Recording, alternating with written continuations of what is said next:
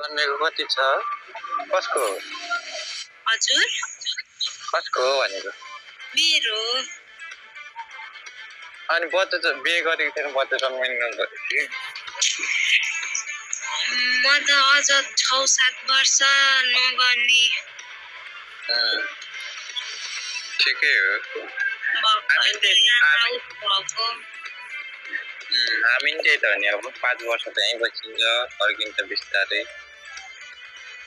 तपाईँहरू गर्नु मलाई मासु भात खानु मासु भात के पो खुवाउँछ म तपाईँको बिहेको मासु भात खाने ल डोलै आफै भयो भने अनि किन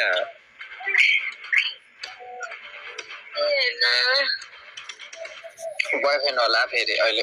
आएर मार्ला नि छैन मेरो कहाँ अहिलेको मान्छेको बोयफ्रेन्ड नआउनु भनेको त विश्वासै लाग्दैन मेरो भन्नु पर्दा